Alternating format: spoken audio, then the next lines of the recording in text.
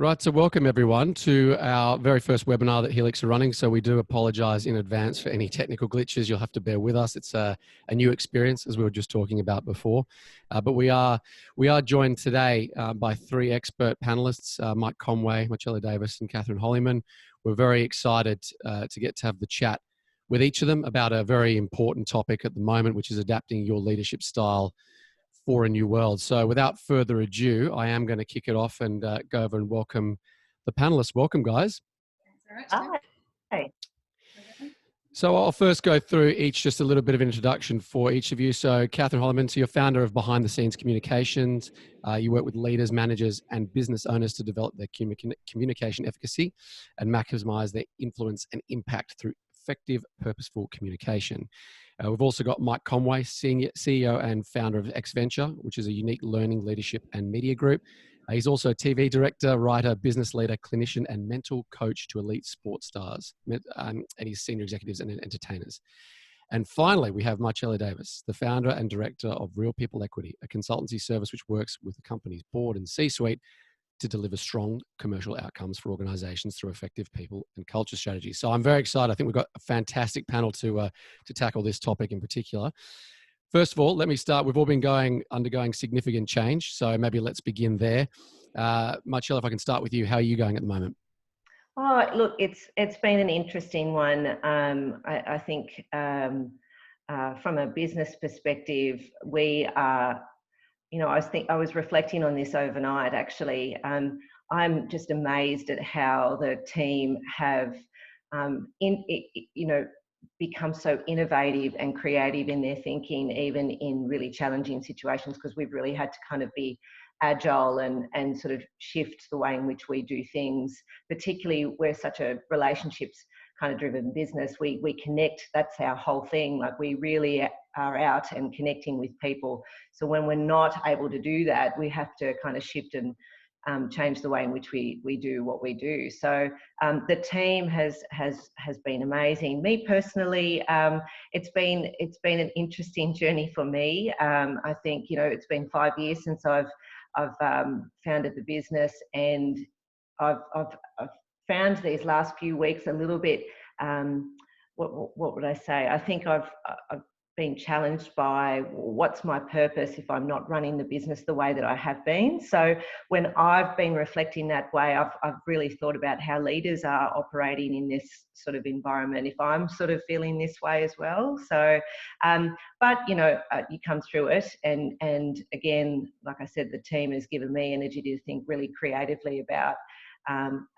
what we're doing, and having avenues like this where we're really talking and hearing different perspectives has also been really helpful. So I think still interesting times ahead. Definitely interesting indeed. Catherine, if I can turn to you, how have you been personally throughout this evolving crisis? Well, thanks for asking, Tim. Personally, it's actually quite interesting. I was chatting to my husband the other day, because I work from home predominantly and do a lot of my coaching via Zoom anyway. So in that regard, on a day-to-day basis, in terms of the way that I work, not much has changed, except my office has actually doubled in size, because I now have my husband working from the office. So whilst everybody else is reducing their social distancing, mine is actually increasing. But it's been quite nice having the company. And then from a business perspective, it's actually been really interesting, because communication, typically leadership communication in particular, the field that I represent, it's a bit of an unknown, and it's one of those things that comes to light in a crisis, because leaders realise just how important communication is. So it's actually a really interesting time for my industry in particular. So I'm enjoying watching that side of it, despite the circumstances with which it's happening. Yeah, for sure. And Mike, finally to you, how I know there's been a bit of change for you in your business as well, like everyone else. How are you finding things? Than ever before. That's a good thing. The dog knows me better than ever before, so I'm doing that every morning with the dog. So it's quite interesting how the day has changed for me. Overcoming the disappointments of things that I was looking forward to was the first thing. So from a human point of view, I was due to go to Kathmandu in Nepal for the first time in my life. I was very excited about that. Suddenly dashed, and other things that were all planned, certainly on the TV documentary side as well. So that's all gone. But what is really strange for me is that it seems to be the time that I feel I was born for, despite all these years. Suddenly it's become something which has invigorated me and excites me more than anything I've thought about for the last 10 or 15 years. And I've also seen within our small team, people who normally look to me, even though that I don't believe I'm an autocratic leader, look to me for help, support, and sort of the drive, suddenly taking control and also leading themselves, which is very exciting for me. So, retirement, I keep saying this, they say, don't retire yet, but my retirement is looking a little more promising. Well, that's great to hear. Great to hear.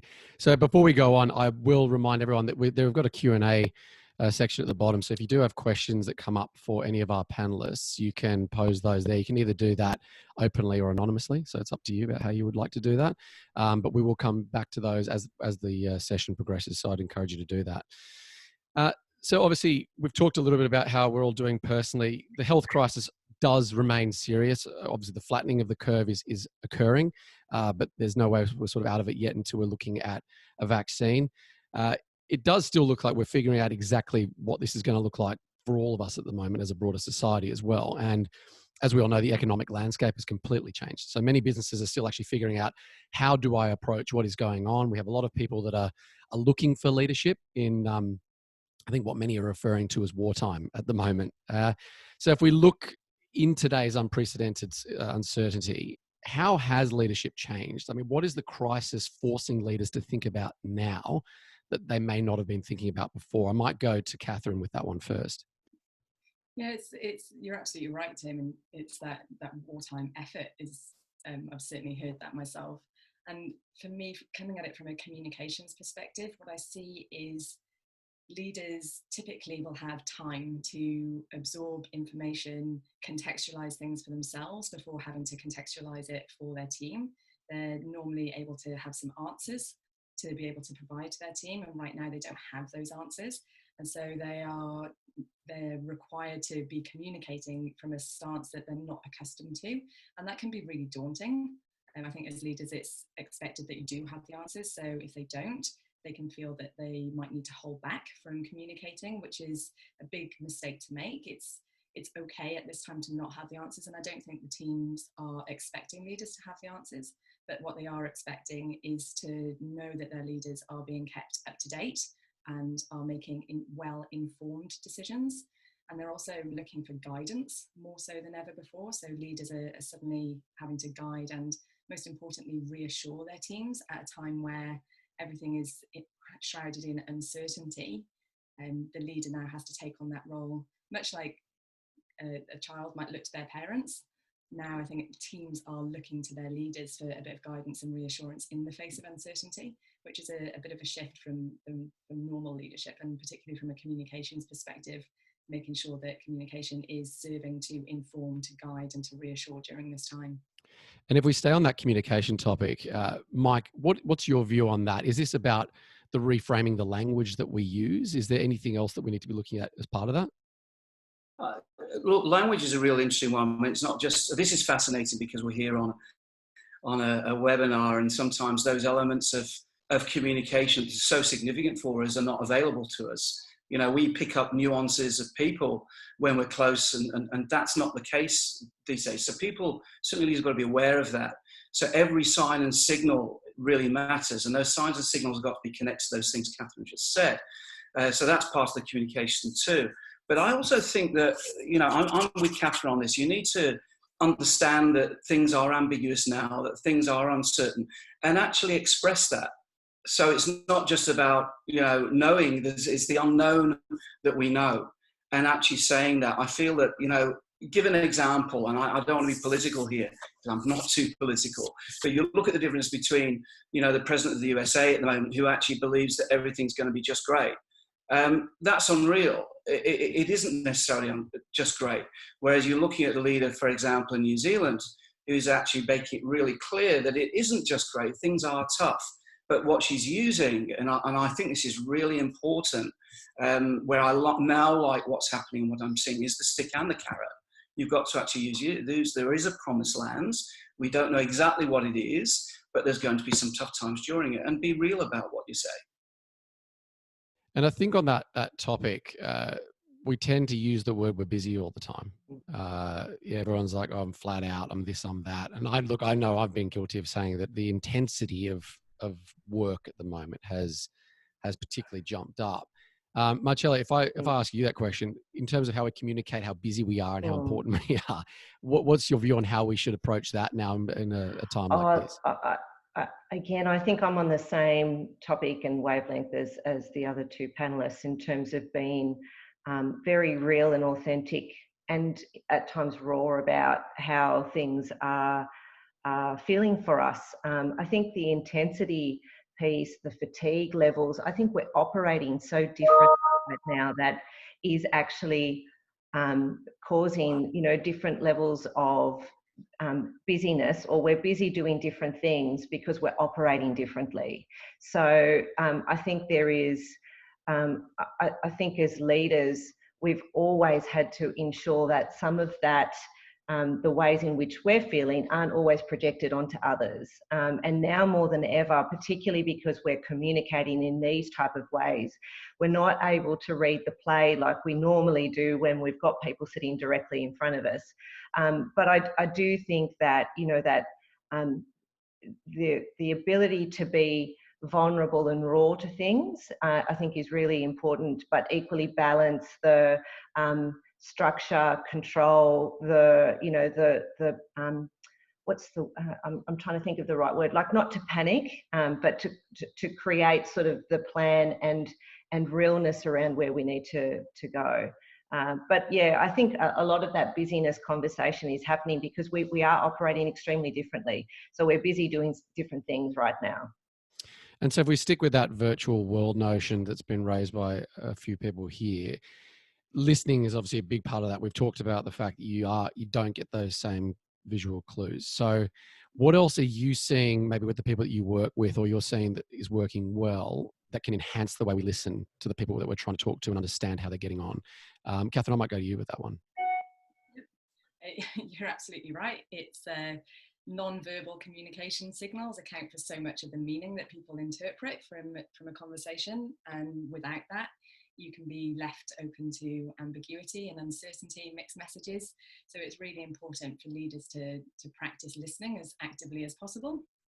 That means becoming attuned to some of the other signals, so the way that a team member or a customer even might use their voice, and the type of language that they might be using, the way that they structure their emails. They can all send you messages that you should be listening out for. I think it's also really important to find some official feedback loops that you can introduce that you might not have done so before, because you have got these more open channels of communication.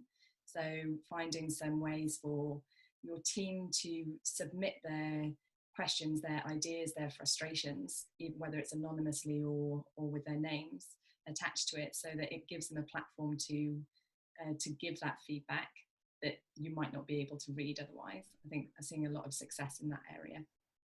Can I just ask a follow-on question to you, Catherine, about the tonality you mentioned? So how, again, when it's over, I mean, I sound very different because I'm using this microphone, and it's sort of like everyone's voice can be a little bit different depending on what microphone you're using. How can people actually use that tonality to affect a better outcome or to get a point across? I mean, what are some of the things that you see people actually do with their own voice, essentially? It's about thinking of it like a range, and thinking, well, you've heard the expression monotone. So if it's just a singular tone, it's going to sound very dull and boring to the listener. And as a speaker, your role, your job is to make it easy for somebody to listen to you. And so you want to inject lightness and shade into your tone so that it makes it more musical. If you think of the words that you're saying are like the lyrics to a song, and the tone, your voice is a bit like the music. So you want to inject some music into your voice by altering the tones with which you're talking. But also, it's not just the tones, it's the volume that you're using. If I was talking really quietly now, it would be a real struggle for people to listen. But similarly, if I'm talking really loudly, it's also uncomfortable for people to listen. So you need to be able to adjust your voice to the surroundings that you're working within, but also to the context of what you're saying. If you think of somebody like James Earl Jones, for example, the voice of Darth Vader and in The Lion King, for those who are familiar with the Disney cartoon, he's got perhaps one of the world's most recognizable voices, but he actually didn't speak between the ages of 4 and 14 because he had a stutter. And so he's been able to use his voice now to maximum effect by altering the way that he talks, but really honing in on the volume that he uses, where he places the emphasis on different words, the tonal range that he uses, the pace and the speed, most importantly, his articulation. So making sure that you can be understood, particularly when you're not face-to-face. So if you are over video conference, that's one thing, at least you can still see some of those non-verbal signals. But if you're over the phone with somebody, making sure that you've got a really clear phone connection, and even just saying, like we did at the start of this call, Marcella, can you hear me okay? And making sure, just asking that question and not being afraid to ask those questions to make sure that people can be, to make sure that you're understood. And also not being afraid to speak up if you can't hear somebody, if you can't make out what they're talking about. Listening is a two-stage process. First, you have to hear the words, and then you have to process them. So it's really important as a speaker to make sure that you're making it as easy as possible for the listener to both hear, but then process what you're saying.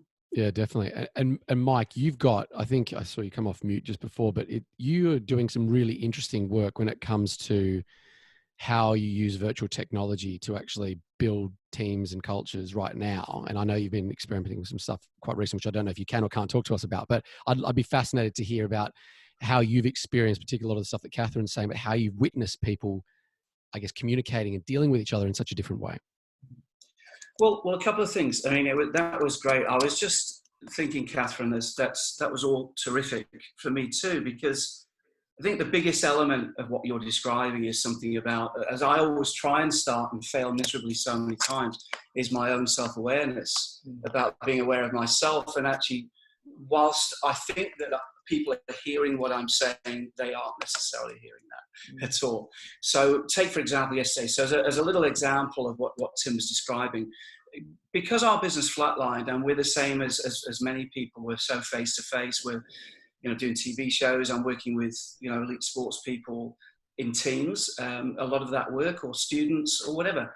But we thought, well, what we're going to do, and then this is the innovation happened, where we thought, well, if we can actually create our experiential programs, which is generally invariably what it is, into a virtual environment, and because we've got production, we would do that, maybe it'll work. So we basically created a whole heap of challenges, created a virtual environment in a 360 environment. So we went to different locations, into the Bay of Islands in New Zealand, behind a stadium, built the challenges, and then put it out there to teams. So we've done this with about 40 teams so far, and it's been extraordinary. But the example of communication was yesterday, where my business partner actually is her first language German. So we were working with Adidas and University of Nuremberg late last night, and she was leading it. I wasn't. I felt like a spare part, to be honest. And watching this, and as we watched it, and as I was noticing, several things that we normally take for granted were things that we need to take into account. Firstly, these people, it isn't their first language English. So they're actually speaking to us in English, but they're German. So the normal ways that we describe things may be a little difficult for them. Truthfully, they were very good, but that was the first thing. Secondly, and I could tell her because she may be on listening, but Daniela speaks German, but she was speaking in English. She was also, we were constantly putting little signs up to say, slow, a little bit slower, and she was. And she's also got a Kiwi accent as well, so that made it doubly difficult. And then the other thing is that this key point that you just said, Catherine, about feedbacks, and Marcella did it. And now I've got 3 points. One is the feedback piece, which is constantly asking the question, am I too loud? Which is now what I'm going to ask. I hope I'm not too loud, by the way. But am I too loud? No, I'm not. I'm all right. But that was the first thing. Am I too loud? Am I too soft? Can you see me? Can you get in? All these different things were so fundamental that we normally take for granted. But it mattered for the thing to be successful when you're 20,000 kilometers away. And then the final thing, which was one we were having a bit of a laugh about just before we started this webinar, was that we've got to accept that people are in different environments now. And the things that we don't expect normally and typically in our office environment, well, I don't, is my dog here, or the kid walking past, or jumping in and demanding a cup of tea, or a cup of coffee coming through the hand, All these things are obvious. They're not unknown anymore. But what we have to do is make people feel comfortable that this is okay. You know, one of my team is a fantastic lady who does a lot of our production work, and she's got a little baby. And she's really, really on edge when she gets on her calls with us. And I'm saying, it's okay. It's actually okay. This is obvious. What are you going to do? Lock the baby up? Yes, of course, no. And those are the things that I think that back to communication, we have to be much more explicit and much more sharing about. Yeah, I think that's so true. And I can talk from personal experience as well, where I'm set up here. I've got the lounge room right here. So my son, if he's here watching TV or whatever, he'll just start shouting at me while I'm on a call. So luckily you have the mute button, because I can just go on mute and I just sort of like wave my hand like this in the background. So if anybody ever talks to me, sees this sort of weird thing going on with my arm there, that's what's going on. Marcella, if I can come to you just on this same point. So you would have seen a lot of what we're talking about being practiced even before all this stuff happened, but now thrown into a virtual world. So is there anything else that you can add off the back of what you've just heard here? I think everything that's been discussed so far is extremely valid and true, and I've seen some of that come through in some of the interactions I've had with clients over the last few weeks. I think the other things to consider is everyone is responding to this so differently. We do, you know, I think we think about some sort of structured approach to things and, you know, some of the topics we've discussed already, but everyone is responding to it differently. And I suppose, you know, I use my husband as an example. You know, we're working from home as well. And I've always worked out of my home for operating the business, but my husband has not. And he is very much about work is work, home is home. So all of a sudden, when you're creating a work from home environment and it is virtual, so you are as a leader, you are bringing people into your home. It is, you know, that is extremely different. And I think that means that people are communicating differently. Leaders are communicating differently, because sometimes the way you're communicating out in the workplace is different to the way in which you're operating at home. So I'm seeing a little bit of that come through. I think the check for understanding, not just in communication, but actual understanding of what's being discussed, I think is really important to continually ask people, how are they feeling? You know, leaders, one of the questions you asked earlier, Tim, and I wanted to add to it is, what are people doing? What are leaders doing more of or less of, or you know, have changed, is they're having to really pay attention to how people are feeling right now. And you'd think that we've always done that, but some leaders, and you know, aren't necessarily that attuned to that, you know, that emotional intelligence, self-awareness, Mike, that you talked about, you know, they're just, sometimes it's not as strong. And these are the traits I think that are starting to really come through and emerge through as critical. And let's stay with that topic of empathy and EQ. We've actually had a question come through from Anton. I hope it's Buckner or Butchner. Sorry if I've mispronounced that. But Anton says, for fear of sounding blanket, many leaders have a lower EQ and have narcissistic behaviors. Often that's how they rose to the top, i.e. Trump. Do you think showing authenticity and real empathy to be able to truly listen is a skill that is lacking at the top? Hence, it may be difficult for many leaders to know what to do in this crisis. That's different to the typical crisis management rule book that they may have learned through the 80s, 90s, early 2000s when they learned their craft. What would you say to that, Mike?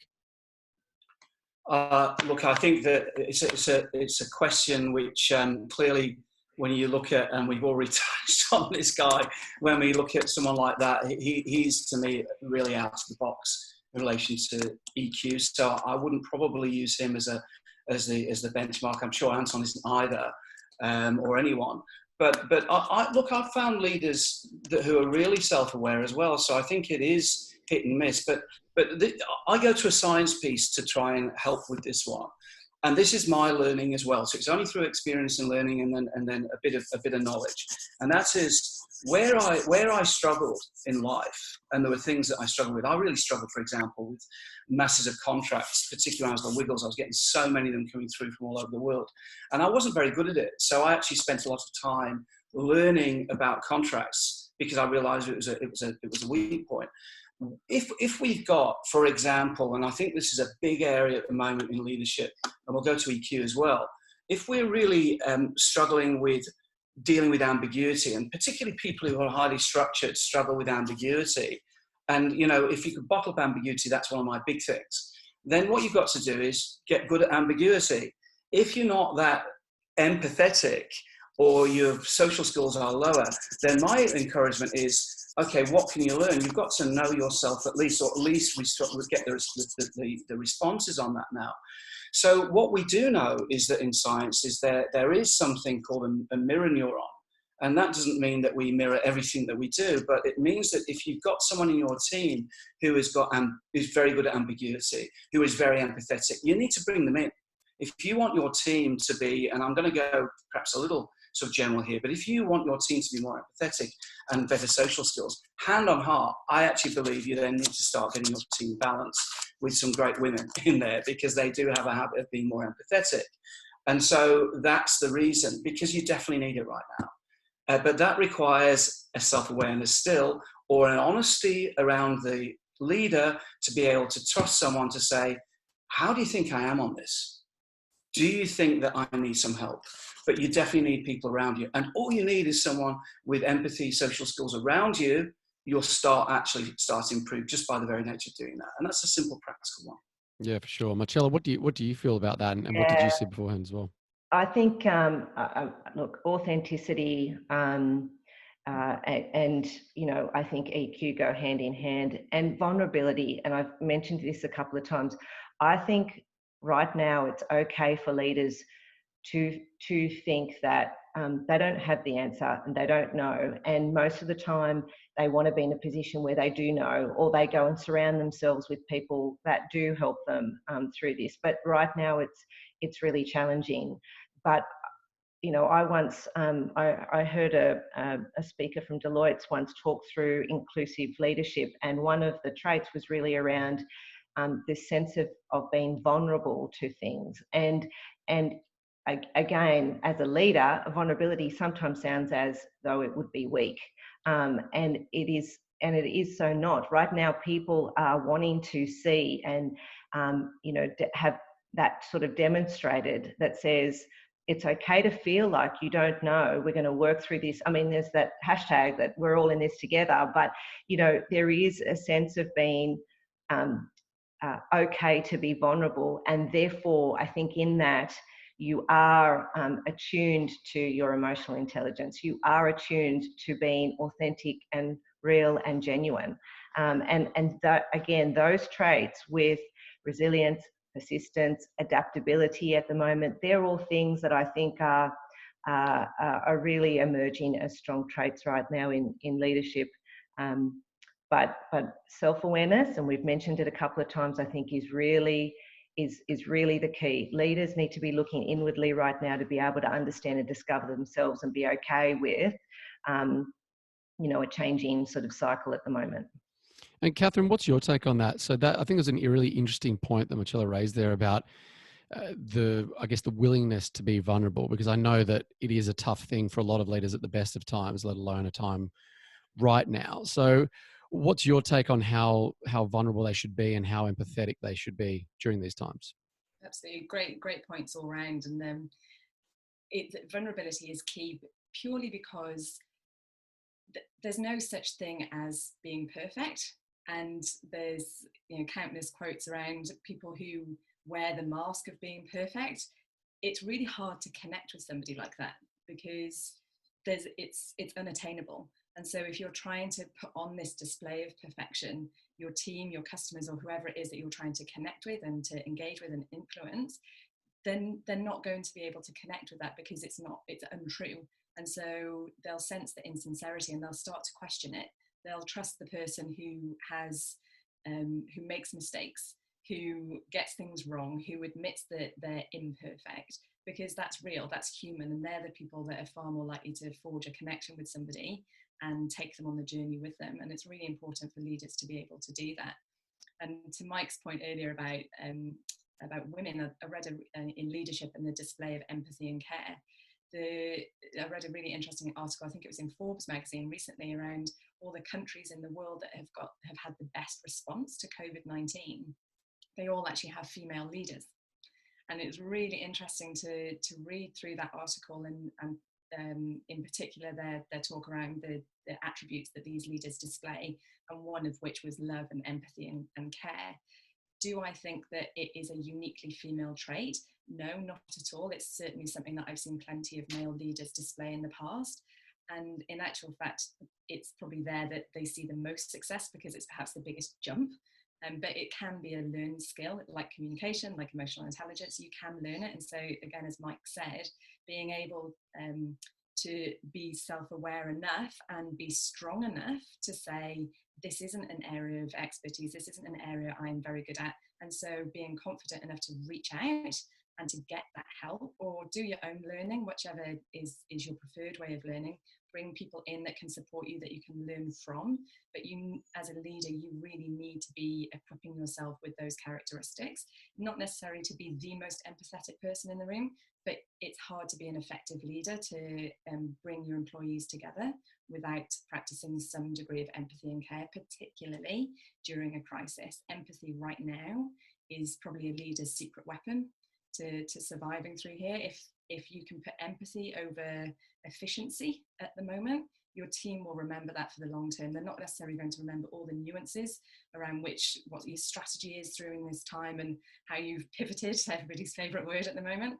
But what they will remember is how you as a leader made them feel at this time. And that is something that will stay with them for the rest of their lives. So if you as a leader can practice that empathy and care, which in turn requires a sense of vulnerability in some instances, a sense of opening your heart, your mind, your home, as Marcella mentioned, to your team in a way that you might not have done before, but in a way that will certainly help you endear yourself to your team in particular. That's a very good point, because I think if you look about how this crisis has unfolded, it's been in a very emotional reaction. If you look at people flocking to the shops to stock up on toilet paper, and all, I think I saw a survey yesterday that's now starting to abate. Now they're asking questions about the economy, because that's the next thing now that they can see that now I've got my food and everything else. Now I can be emotional about what my longer term prospects are. It is a very, very emotional situation. So as such, for leaders to react to it that way, I think makes a lot of sense. One thing, Catherine, you did say, and I'm going to put this out just to the whole panel, but an interesting point you raised was about that culture of experimentation and sort of encouraging failure. And something that I've been thinking about is, what does a crisis like this do to that whole proposition of experimentation, where it's okay for you to fail. We want you to do that. Now you're faced in this situation where there is so limited time and so limited resources and everything else in terms of how people can deal with stuff. Are we going to see this encouragement of just give it a go? We've got to just try something different. Do you think that will be maintained, or is this something that's going to change, do you think? And that's to anybody who'd like to answer it. Look, I think I've actually seen that happen over the last few weeks. And like I said, I've seen it within my own team, that there is, I call it a bit more, I call it along the lines of patience. I think there's a lot more patience and willingness and openness to have people try different things, because in fact, that's, without using the pivoting term, but that's a bit of how I think individuals, communities, organisations are actually going to see themselves through this by shifting and moving. And that comes from, trying different things, creating different options, truly trying to understand what is happening around us from a client, customer, supplier, partner, team perspective, that says, okay, well, we were doing it like this, now we need to do it like this. I mean, we've all seen it happen where we've got manufacturing companies that manufactured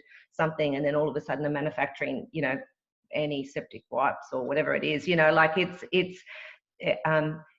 think it's what I'm seeing is it's actually encouraged, and if it's not happening, then that's where I think there's going to be a challenge with how people survive or even thrive through this next phase.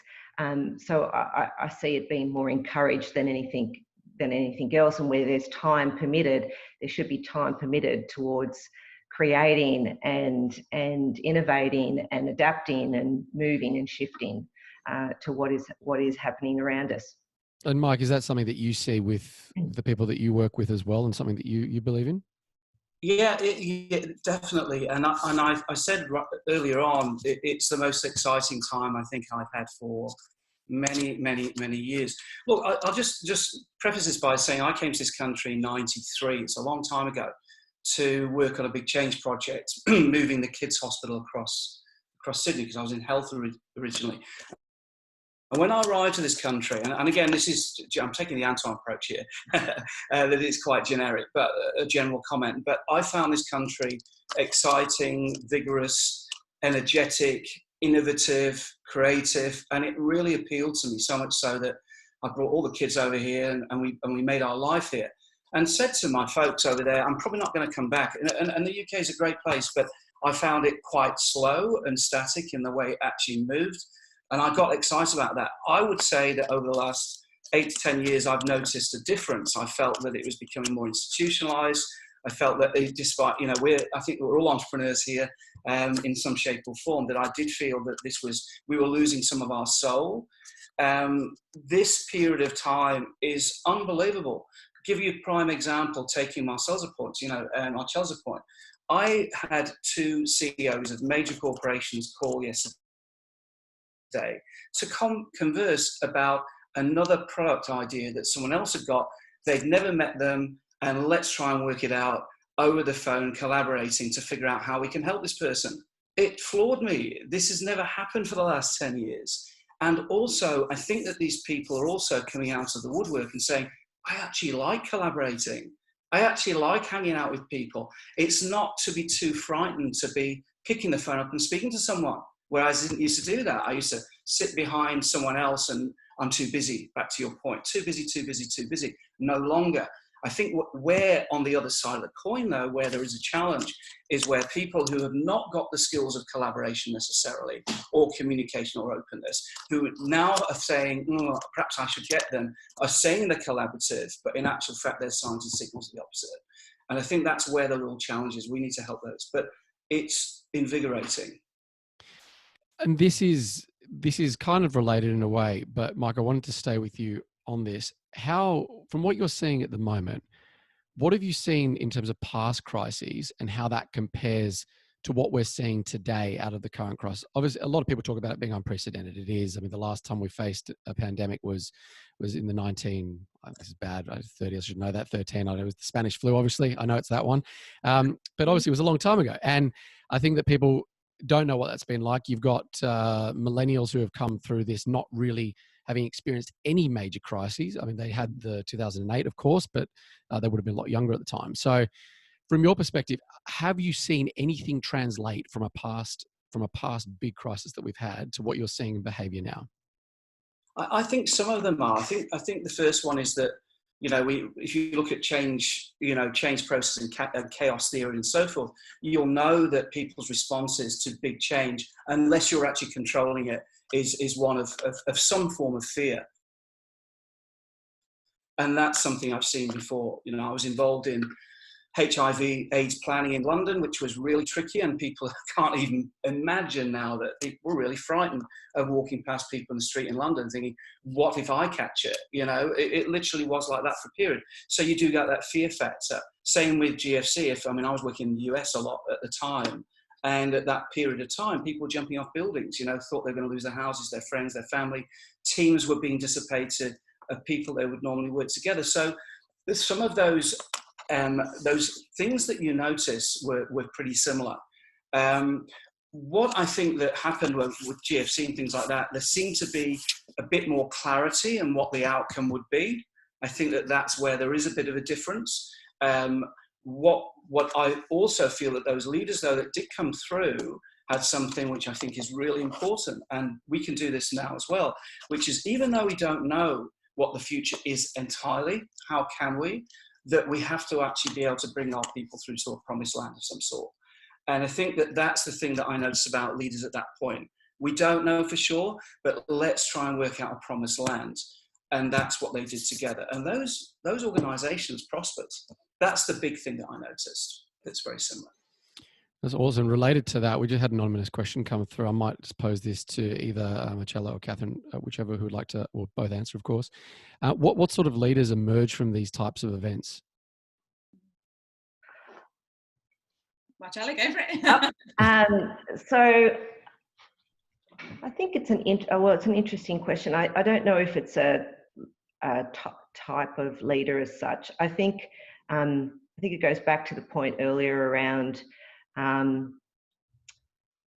this is going to sound maybe a little bit basic, but real leaders, and I talk about that in the sense of open, transparent. Back to Mike's point, it was one of the points I actually had written down in terms of some of the inspirational leaders I've seen in these last few weeks that have been really clear and purposeful, but have talked with conviction, but have also talked with compassion. So I don't know if it's a type of leader as such. I think different traits are coming through as really critical traits of leadership that may not have necessarily been as strong in the past, and that whole sort of change agility and the ability to kind of move with change, but take people along with you, knowing that everybody on that journey is actually different and how they're responding is different. So, you know, a leader's ability to adapt and shift to people around them, again, I think is a really emerging and critical trait coming through. But you know, the likes of Jacinta Ardern, we've talked about her before, but you know, even our own politics right now, and I definitely don't talk about politics necessarily, but what I have seen come through is you know, that plan, structure, honesty about what's happening, constant communication about what's going on, but giving people a sense of realness, but the ability to be a part of the future moving forward. I don't know if that's the answer specifically. I think it's an unknown, but I have seen some really strong traits coming through like that. And Catherine, yeah, did you have something to add to? Because I know the other thing is that the fear of the unknown is often panic-inducing as well, and many, we've talked about before, that many leaders don't have the answers. So I think a point that Marcella was saying there about the importance of staying open during crises like these, is that something you think is important, and how do we actually do that? Absolutely, it's definitely. I think that's a key trait for an effective leader anyway, but particularly at this time. But to both Mike, the point that Mike was making before around purpose and strategy, and then Marcella's points as well, I think all really valid. I think the next step to that, though, and Marcella touched on it, is it's not enough for you to be able to say as a leader, right, this is what we're going to be doing. It's such a wasted opportunity if you're not bringing your team along for the ride. You can't do it alone. You've got such an impact that you want to make as a leader and a contribution that you want to have, but you need people to follow you. There's a great quote called, I think it was from Tim Roth and Barry Conchie in their book, that a leader without any followers is just out for a walk. And I love that quote because I love the visual. It's, yes, follow me, but there's no one there. And your role as a leader is to really be able to say to your team, this is where we're going. This is how we're going to get there. Follow me. And you need to be able to communicate with your whole team and all the different personalities within that team in a way that those statements and that strategy really resonates with them and connects with them as at an individual level, so that they buy into you as a leader and that they want to follow you, that they're inspired to follow you. And so all the traits that we've collectively mentioned are what helps with that. But in this time of crisis, the added bonus of having a clear purpose for your business gives your team, your company, and even yourself something of an anchor to hold on to. The way that you might fulfill that purpose or strive to fulfill that purpose might need to change because of the current landscape and the uncertainty. So you do need to be open to different products, different go-to-market strategies, different target markets, and so forth. But your purpose is most likely going to stay the same throughout this whole period. But you need to be reminding your team of why you exist as a business, why you exist as a team. And then you need to be able to say, in order to fulfill this purpose, here's our strategy, here's our vision of where we want to be, here's how we're going to get there. But most importantly, here's how you can contribute. Here's how you play a role, and setting really clear expectations. And I think that's what, if you look at the political leaders that we've mentioned, I think that's what the likes of Jacinta Ardern has done really well, is here's what we're doing as a leadership, as a government, as a leadership team, as a single leader. Here's what we're doing. Here's what we need from you. here's how you can contribute to our success, because in this crisis or in business, we're all in this together. Like, no leader is going to be able to achieve their vision on their own or their strategy on their own. They need the team, and they need to position it in a way that, particularly for the workforce, in the younger workforce, we want to work for something that's more than just a paycheck. So we need our work to have meaning. And I think even more so in today's time, and probably coming out of this period, I don't know what the other panelists think, but I think coming out the other side of this, that sense of meaning, that sense of purpose is just going to be even stronger. Yeah. Tim, can I just add on that point? In a normal BAU situation, particularly if you follow the financial year cycle, around this time of the year, you're normally reflecting back on the delivery of your goals, and you're sort of setting the next ones for the next quarter ahead. And I had this down as a point that that is critical. Again, right now, having purpose, clear deliverables, goals, things that people feel like they're achieving, different sort of incentives to kind of do things. But right now in the cycle, we would normally be doing something like this. And I think what's important, getting to that whole what's going to happen on the other side and getting ready for what I reference as the surge, is that goal setting phase is really, really important. So not just for the delivery of a plan, but just for the psyche at the moment, the general sort of team psyche, having that sort of marched kind of let's go forward, the communal kind of sharing of goals, that really is critical. And it's critical for getting match fit really for what's ahead. And maybe if we stick on that topic, because I know that we're sort of coming to the final part of the session, but it is about what happens when we come out of this now. I do want to ask one anonymous question that came through, because it is relating to this, but it was, how much of what leaders need to be doing right now is what they always needed to be doing before? And I think that probably then leads us on to a next question. But Mike, what are your thoughts on that, about what leaders need to be doing right now that they already do, or they always should have been doing? Yeah, I think that they should be doing exactly the same. I don't think that there's suddenly, I think there are new skills. This is back to this, it sounds like a crap record really, but this whole notion of self-awareness. I think my biggest lesson, and I lead in some things, although I now know that my team leads me more than I lead them, I think, which is really good. But I think that the self-awareness piece is the one that I've doing more of than ever before. The majority of what I'm doing is exactly the same. The majority of what other leaders are doing should be exactly the same. Back to the key things that Marcella and also Catherine talked about. To me, leadership is about, and it's really interesting, it's not about necessarily business, and it's not necessarily about politics. To me, it's about social influence. That's what it's about. And so isn't it ironic that we're talking about social influence when quite often we feel that we're not socially connected? I actually feel, strangely enough, more connected. So I'm learning more about how I connect with people, learning about those skills, which I'm improving on to be a better leader, and learning about my self-awareness. Outside of that, it's a constant, and I think the other thing that I'm doing, and I'm suggesting, and those people I know closely who are running big organizations, working as coaches in big teams, they're spending more time right now actually updating. So whereas we used to probably, if we talk about the planning process, have a plan every month and then review it and get around the table, we're doing that much more often, much more frequently now. And I think that's really important, because the shift and change is much quicker. So we need to be ready quicker. And those are the things that I would be suggesting we need to do a little better of than we used to do. And Marcella, I might actually go to you, because you've mentioned a couple of times the surge, as you've called it, about what would come off the back of this. So if we do look beyond COVID, we don't know when we'll come out of it. We don't know what life will be like, or if we truly come out of it, or if it's a bit of a grey space in between. But what do you see as coming out the other side of this, and how should we be positioning ourselves?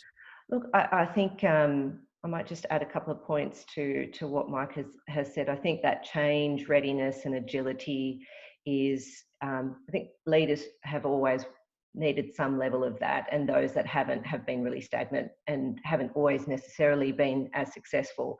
But I think now the pace at which change is moving, the endurance, so the endurance of a leader and their team to kind of see it through, I think that's critical moving into getting ready for the surge. I talk about it in terms of match fitness, but also it's kind of like fitness for the season, not just for the first game. And I think, you know, as leaders, we go back to, you know, you need to check in a lot more with how, where people are at on that journey. You know, I've got colleagues and people I stay very well connected to that are in the retail industry that are looking to, you know, open up stores again shortly. And that again is you've got to get your teams ready for what it's going to be like to serve maybe a different customer who's thinking differently and operating differently, the pace in which they're going to return, you know, what does that actually mean for the way in which they're operating? So I think there's an element, if there's a silver lining to anything, I'd say right now there's the universe is giving us an ability to really sit and look at how we're operating, how we need to shift and move and get ready for what I reference as the surge. But it is, you know, I think we're coming to that point of getting ready for this next phase. And I'd say as leaders, be aware, be ready to act, you know, so have that fitness level up, back to those principles of really effective communication, and still don't lose what you've gained over this period of time of knowing how to operate a little bit differently, you know, communicating differently, listening differently, reading. Don't lose it just all of a sudden because now we can go and sit in a cafe and chat rather than, you know, do it like, you know, that type of thing. I think is really important. But that fitness level, and having the purpose, to Catherine's point earlier, that real clear purpose, I think is key for what's ahead. Yeah, I totally agree. Very valid point. Catherine, I know that you had some thoughts on this as well, particularly around, you know, what should we be doing to connect with our team, you know, coming off the back of this, and I guess some of the other points that the panelists have made. Sorry, you're on mute, so I just took you off. Yeah. Thank you. Were you not listening? It's about lip reading now. So Mike mentioned it before around the connection, and at a point in time where human contact is at its minimum, the need for human connection has gone through the roof. And so as a leader, it's all about thinking, well, how can I create that connection and create meaningful connections with my team, but also with my stakeholders? And in the 20 years that I've been working in communication, working for leaders from organisations like Atlassian and Foxtel and Optus and Glencore and many more, and even small to medium businesses, there's been 4 key principles that I've found really stand the test for communicating in a way that helps you connect with and then go on to influence and persuade your stakeholders. And I don't mean that in a manipulative influencing, I mean igniting that inspiration and really guiding them to follow you. And those 4 principles are: you need to communicate with clarity. And we've talked about that before. You need to give your team that clarity. You need to be really easy to understand and concise in what you're telling them. But you also need to be clear in the signals that you're sending across, in your words, your voice, your non-verbal signals, your actions and your behaviours. You also need to be credible. So you need to be authentic, you need to be confident, you need to be become an expert in your field. It doesn't mean about having all the answers, but you need to be seen as a trusted voice. And then you need to have perhaps the most important one, particularly at this time, but as Marcella said, don't lose this coming out the other side of COVID-19. You need to have compassion. You need to have the ability to empathise and understand your audience. I think Stephen Covey said, seek first to understand, then to be understood. And that has never been more important than it is today. But even with those 3 principles, clarity, credibility, and compassion, you're still only going to be halfway there towards connecting with your team and your other stakeholders. The 4th principle that you need is consistency. And that's where I think, Tim, you mentioned before, what should leaders be doing now that maybe they should have been doing before? I think it's that element of communicating consistently, and painting a really clear picture of who you are as a leader and what you stand for, so that your team and your customers know who they're looking to and who they want to be inspired by. And you need all 4 principles before you're going to connect with your team and your stakeholders. And that's really what it's all about at this time. But coming through the other side at the surge, I think you really want to know that you've got that connection, so that you can then really play for the season. I like that, Marcella, not just the first game. Yeah, really, really great points. We are coming to the close of our time. I think I'll ask one more question. And this is for any panelists to ask. It's actually coming from Anton again, which I think is a great way to wrap up. That he said, agree totally with the self-awareness and the social impact focus. Great points from all of you. You're all ahead of the curve. Is there a problem with the fundamental measures of business? Business is still measured in terms of hard factors: financial growth, shareholder value, customer sales, volumes, and value, etc. Not the sort of the softer factors, which I agree should actually be baked into the measures. So as well as employee happiness, customer happiness, etc. What are we going to see in terms of where this measurement goes? I think people talked about this a lot before the crisis, but I would feel personally, and maybe I'm a bit biased, that this should become an even more important thing coming out of it. Mike, I don't know if you wanted to take that one to comment on. Well, I think I'm really biased because I've been working on balanced scorecards even many, many years ago at the Kids Hospital and different organisations where people would care to listen. That's the thing. It sounds like a great thing, but suddenly, oh my God, the shareholders think this, we better shift quickly, and learning and development disappears. But I think there's masses of evidence to suggest that learning development and the focus on people is the key thing. I'm using a Mac at the moment. The Mac doesn't exist without people. The cup of tea or the cup that came in or the map behind Catherine's, all those beautiful plants do not exist without people who care and are passionate. So you have to have measures for those, Anton, no question.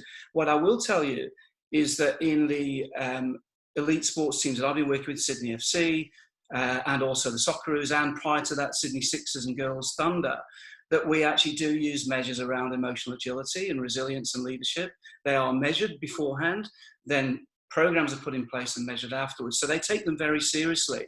Player welfare right now is the most fundamental thing, because these people have got very little meaning in life. They're not playing, they're not performing where they want to be. So to get that right is a fundamental measure, no question. But we've got to maintain it. You're not, just one final thing. It's obvious, if you don't get this right, you're doomed. There are companies right now falling over, and it doesn't matter how many hard measures they had, they're still falling over. Totally. Yeah. Any other points that Marcella or Catherine want to make? Yeah, look, I think organisations I've come across have measured levels of engagement in their dashboards for some time. I think they're a factor, and sometimes they're the key factor in the results of a business. So kind of the profit and loss and all of that is an outcome of how people are feeling and operating. But I also have seen high levels of engagement and poor results from a company. So I think sometimes we've got to really look at the correlation between the two, and there's a lot of work that we're actually doing within RPE that is really looking at that correlation and seeing where it works. But I do think that now more than ever, health and well-being is going to be a very key factor, and we know, and maybe it's a retail thing, it's my background, is what gets measured gets done. I know that sort of can sometimes go against the grain, but that again goes to a plan. But I do think that we're going to start to see some measures and incentives and return on investment around health and well-being, because again, right now it's critical. People have lost their purpose, have lost their sort of way of life, their livelihood. And so I think that's going to be emerging. We're always going to have to measure deliverables in that sense of profit and loss. It's always going to be there. I think we've just got to be able to know how to appreciate it. Totally. And Catherine? I would just add that agree with both points there, or all points that have been raised. I would say, in terms of what you measure, it all comes back to your purpose as an organisation and as a team. What is it? Why do you exist? What and who for? And then working back from there in terms of what are your key drivers of success and how do you measure those? I completely agree. Well, I'm just going to put up a little slide here. Just if you wanted to learn more about each of our amazing panelists, which I've thoroughly enjoyed our conversation with, I've just got up on the screen here. You can go to either one of their websites, from either Catherine, Mike, or Marcella, all amazing people that I've had the lucky benefit of having to work with in some capacity beforehand. So I'd encourage you to do that. And also, if you want to learn anything about Heelix, just a quick plug for ourselves, of course, why not? You can just find a little bit more about us at heelix.com, or you can get in touch with Carla, who may have reached out to you. But guys, I want to come back and just say a big thank you. Thank you so much for making the time to come on. Thank you for all of our attendees as well, and all the great questions that were sent through. I've really enjoyed the conversation, and we'll get a recording of this available for people who want to see it afterwards. But for now, guys, thank you so much. Thanks, Thanks, Tim. everyone. Thanks, guys.